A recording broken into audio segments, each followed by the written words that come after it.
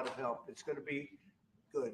They are first line of defense because they're there. They're Europe, but we're going to help them out also. We'll be involved. Yes. Vladimir Putin mentioned that the war will not end without addressing the root causes of this war. Have you had an understanding what are the root causes of this war? Well, look, the war is going to end. When it ends, I can't tell you, but the war is going to end, and this gentleman wants it to end, and Vladimir Putin wants it to end. I think the whole world is tired of it, and we're going to get it ended. It was, I've done 6 wars. I've ended 6 wars, and I thought this maybe would be the easiest one, and it's not the easiest one. It's a tough one. A lot of reasons for it. And they'll be talking about it for a long time, but they'll be talking about the others. Look, India, Pakistan, we're talking about the big places. When you look at, you just take a look at some of these wars. You go to Africa and take a look at that. Rwanda and the Congo, Republic of the Congo. That's been going on for 31 years. And so we've done a total of 6, and we really have 6, not including the fact that we obliterated, and it's turned out to be a total obliteration, the nuclear, as you said, the future nuclear capability of Iran. And this one, I think we're going to get solved also. I feel confident we're going to get it solved. Like guarantees or like special envoy put forward. Thanks, Mr. President. Can you tell us about your conversations with European leaders and what they need to see to support an end to the war? Yeah, well, we're going to be meeting with a great representative group and 7 very powerful, very big countries and great people, all friends of mine and friends of yours. And we're going to have some suggestions made. They want to see peace. They would like to see peace. Go ahead, please. In the red. President Trump, do you think it's fair for Ukraine and for Russia to achieve a lasting and durable peace if Ukraine cedes its territories that Russia hasn't yet conquered? Do you think it's a fair peace for Ukraine? We're going to have a lasting peace. Just to answer the first part of your question, we're going to have a lasting peace. I hope it's going to be immediately. I hope it doesn't have to go on. And I think people of the whole world is going to be very happy when that's announced. Yeah, please. Mr. President, you posted on social media, Mr. President, a very touching letter from the First Lady, and the letter was hand-delivered to President Putin, and it calls for an end to the war, essentially, because of the children and the children's future. Why did the First Lady feel that letter was necessary? Was it because she believes that Mr. Putin is the aggressor in the war? Is a similar letter being hand-delivered to President Zelensky? So the First Lady felt very strongly. She's watched the same thing that you watch and that I watch. I see things that you don't get to see, and it's horrible. But when she's got a great love of children, she has a wonderful son that she loves, probably more than anybody, including me. I hate to say it, but she loves her son. She loves children. And she hates to see something like this happening, and that goes for other wars too. I mean, she sees the heartbreak, the parents, the funerals that you see on television. Always funerals. We want to see something other than funerals. No, she felt it was a beautiful letter. It was very well received by him, and she did ask me to say, she would love to see this end. She would love to see it end, and she says it very openly, very proudly, and with great sorrow because so many people have been killed. Last week. Brian, go ahead, Brian. Yes, sir. I've got a question for each of you. First of all, Mr. President Zelensky, you look fabulous in that suit. I said the same thing. Yeah, you look good. I said the same thing. Yeah. Isn't that nice? That's the one that attacked you last time. See, now he's. I remember that. I know. No, my first question for you, But President you Zelensky. are in the same suit. I You see, I changed. You are not. Maybe yours is much better. Real quickly, upon peace, God willing we get peace, are you open to holding an election in your country? Yes, of course. We are open for election. Yes, we have to do safety circumstances, and a little bit we need to work in the parliament because during the war you can't have elections, but we can do security we need, maybe how to say, we need a truth, yes, everywhere in the battlefield, in the sky, and the sea, yeah, to make possible for people to do democratic, open, legal elections. So you say we're ready. during the war, you can't have elections. So let me just say, 3.5 years from now, so you mean if we happen to be in a war with somebody, no more elections? Oh, that's good. I wonder what the fake. You like this idea? Yeah, no, this is No, great. no. Speaking of news, I got a question for you. This sounds insane for me even to ask this. But do you think the American media really doesn't even want a peace deal? Because they've seen they've been so critical of you every step of the way as you lead the charge for peace. It's an amazing phenomenon. I said that if in the settlement you got Moscow, St. Petersburg, and thousands of miles around them, they would say, I made a bad deal. The level of hatred and animosity is incredible. Not with all. I mean, we have great people up here. We also have terrible people up there that I think are told what to say. But, in solving all of these wars, they don't even write about it. I saw major wars. I saw wars that have been going on for 31, 35, and 37, and a couple of quicker ones. One that was going to go into a full-blown deal very quickly. What the one I'm talking about, it was a big one. But they don't even write about that. No matter what I do, no matter what, and this is not anything to do with you. It's probably to your advantage in a certain way. But no matter what I do, no matter what deal I make, from my standpoint, you'll come out good. Maybe President Putin will come out good. But they'll say, Trump was absolutely horrible. It's just that, and I've lived with that for a long time. I've lived with it since just before the first election. I used to get great publicity. Now I get the worst publicity anyone's ever gotten in office, but I won in a landslide, so that people understand. They're the only ones that count ultimately. But I've also had great reporters. I've had journalists that are very good. But it's very sad when you do the right thing. As an example, they said, because of the fact that Vladimir Putin came to American soil, this was a tremendous defeat for Donald Trump. No, it was really wonderful that he did it. It was a hard thing for him to do, to be honest with you. It was the opposite of what they said, but they said it. Now, if he didn't come, they'd say that was also bad for Trump. Yeah, there's no way. And there's just a great dishonesty of the press. And I think that's why it's lost its credibility. Its credibility is at an all-time low. We have a thing going on right now in DC.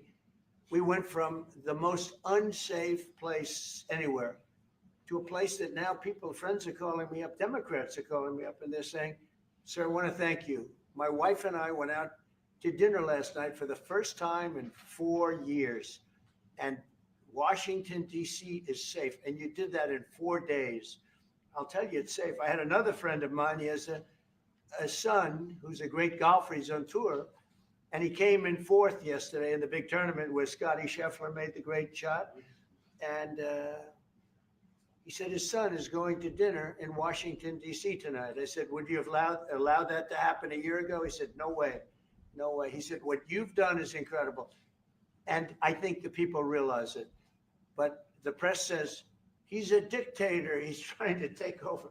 No, all I want is security for our people. But people that haven't gone out to dinner in Washington, D.C. in 2 years are going out to dinner. And the restaurants the last 2 days were busier than they've been in a long time. Thank you for that. I walked around yesterday with MTG. If you can walk around with DC with MTG and not be attacked, the city is safe. Yes. Thank you,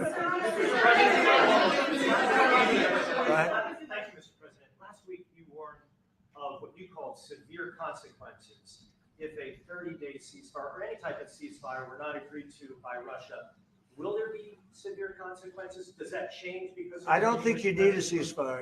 If you look at the 6 deals that I settled this year, they were all at war. I didn't do any ceasefires. And I know that it might be good to have, but I can also understand strategically why, one country or the other wouldn't want it. You have a ceasefire and they rebuild and rebuild and rebuild, and, maybe they don't want that. But if you look at the 6 deals that we made peace and long-term, long-running wars, I didn't do any ceasefires. Would I like the concept, I like the concept of a ceasefire for one reason, because you'd stop killing people immediately, as opposed to in 2 weeks or 1 week or whatever it takes. But we can work a deal where we're working on a peace deal while they're fighting. They have to fight. I wish they could stop. I'd like them to stop, but strategically that could be a disadvantage for one side or the other. But all of these deals I made without even the mention of the words ceasefire. Can you explain the decision to offer Ukraine Article 5 like security guarantees, but stop short of pushing for their full membership? Yeah, well, we haven't done anything on that yet. If you look back and you go back long before President Putin, it was always a statement that they would never allow Ukraine into NATO. So that was a statement that was made, but we haven't discussed any of that yet. We're going to be discussing it today, but we will give them very good protection, very good security. That's part of it. And the people that are waiting for us, I think they're very like-minded. They want to help out all. Thank you, President Trump. The United States has already given hundreds of billions of dollars to this war effort in Ukraine. Biden. At best, it is a stalemate and the killing continues. So President Trump, how much more is the United States willing to give Ukraine? And President Zelensky, how much more do you want? Well, I'll start off just by saying we're not giving anything now. We're selling weapons. This is something before, I guess the number is well over $300 billion. That was under Joe Biden, a corrupt politician, not a smart man, never was. By the way, go back 40 years. He was not a smart man 40 years ago either, but now he's in particular bad. This was done by a corrupt administration that shouldn't have been in. And frankly, if the right results of the election were given, if I were president, this war would have never taken place. And he would have been very happy because he would have liked to have seen. I mean, they went through hell. He went through hell. This war would have never happened. And the people that were killed, a couple of million people, a lot of people with soldiers and everything else, and the people that have been displaced and forced into other areas and other countries because of what's happened, none of that would have happened. And I'm just saying that he was a horrible president, whether it was the borders or this, he was just a horrible, corrupt president. Mr. President. You want to answer? I can. Thank you so much. So first of all, we have possibility now to buy weapon from the United States. We are thankful for this program and this opportunity. We are thankful for Europe. They pay for this. And through NATO program, for example, Pearl and etc., we have some programs where we can have some money to finance this. And this is a part, I think, it's not a part for the war and to defend us. It also will be a part for security guarantees, to strengthen our army, to rearm Ukrainian army. This is very, very important. And it depends how much money we need to rearm. For example, the question of air defense, we spoke about it with President Trump, and I'm happy that we have now bilateral decisions and we work on it with production, American production. Nobody in Europe has so many air defense like Patriots, for example. We need it very much, and this is also about defending. And I think the good news, we make the best military equipment in the world by far. You mentioned the Patriots. How good are they? Systems. We have systems, they're literally 100% foolproof. And it's really like shooting two bullets hitting each other in the air in a space like this. The chance is 100%. It's 99 to 100%. So we sell the equipment to NATO. And NATO does I don't know what the arrangement is that you have with, but I know that they want you to have that equipment. And we're getting the best equipment in the world, but they pay us for the equipment. Under Biden, it was just crazy what was going on.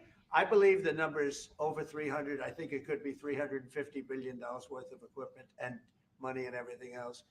And we've made more progress in settling this war in the last 2 months than they made in 4 years. This should have been settled a long time ago, but it should have never happened. Yeah, please. You pushed out on social media. All right, Brian, go first. You pushed out on social media about doing away with mail-in ballots and potentially electronic voting machines. Can you explain on that? Well, I will. That's a very off topic, just really quickly. Mail-in ballots are corrupt. Mail-in ballots, you can never have a real democracy with mail-in ballots. And we, as a Republican Party, are going to do everything possible that we get rid of mail-in ballots. We're going to start with an executive order that's being written right now by the best lawyers in the country to end mail-in ballots because they're corrupt. And you know that we're the only country in the world, I believe, I may be wrong, but just about the only country in the world that uses them because of what's happened, massive fraud all over the place. The other thing we want change are the machines. For all of the money they spend, it's approximately 10 times more expensive than paper ballots. And paper ballots are very sophisticated with the watermark paper and everything else. We would get secure elections. We'd get much faster results. The machines, I mean, they say we're going to have the results in 2 weeks. With paper ballots, you have the results that night. Most people, but most people, many countries use paper ballots. It's the most secure form. So between paper ballots, very, very important, paper ballots, and I think maybe even more important, the mail-in voting. We're going to end mail-in voting. It's a fraud. If you have mail-in vote, even Jimmy Carter with this commission, they set it up. He said the one thing about mail-in voting, you will never have an honest election if you have mail-in. And it's time that the Republicans get tough and stop it because the Democrats want it. It's the only way they can get elected. Because with men and women's sports and with transgender for everybody and open borders and all of the horrible things, and now the new thing is they love crime. They're fighting me on the fact that I've made Washington, D.C. safe. We're not going to get mugged, beaten up, or killed like all the people you've been watching get so badly hurt. I'm glad, I hate to take your time with this, but I'm glad you asked me that question. We're going to stop mail-in ballots because it's corrupt. You know, when you go to a voting booth and you do it the right way and you go to a state that runs it properly, you go in, they even ask me, they asked me for my license plate, for identity. I said, I don't know if I have it. He said, sir, you have to have it. I was very impressed, actually. But it's very hard to cheat with mail-in voting. As you know what happens in California, it's so corrupt where some people get 5, 6, 7 ballots delivered to them. Now, we got to stop mail-in voting, and the Republicans have to lead the charge. The Democrats want it because they have horrible policy. If you have mail-in voting, you're not going to have many Democrats get elected. That's bigger than anything having to do with redistricting, believe me. And the Republicans have to get smart. We're not going to have a country. I said for a long time at rallies, you need borders and you need free and fair elections. Those two things. Otherwise, you don't have. We have strong borders now. In 90 days, Mr. President, we didn't have 1, 0, 0, and 3 months. Not one person came in illegally into our country. In fact, even I find that hard to believe, but it's run by a little bit of a liberal group that put out the numbers. So I guess it's, but 0, 0, and 0. You go back a year ago, 2 years ago, 3 millions of people poured into our country. It was terrible. Thank you very much. What guarantees do you need from President Trump to be able to make a deal? Is it American troops, intelligence, equipment? What is it? Everything. Really, it includes 2 parts. First, strong Ukrainian army. That's what I began to discuss with your colleagues. And it's a lot about weapon and people and training missions and intelligence. And second, we will discuss with our partners. It depends on the big countries, on the United States, on a lot of our friends. And Mr. President, are you willing to commit American troops to that NATO-like protection in order to get President Zelensky to a deal today? Well, I don't know if you define it that way, but NATO-like, I mean, we have people waiting in another room right now. They're all here from Europe, biggest people in Europe, and they want to give protection. They feel very strongly about it, and we'll help them out with that. I think it's very important. I think it's very important to get the deal done. You've been involved with the peacekeeping in Ukraine since your first day in the administration.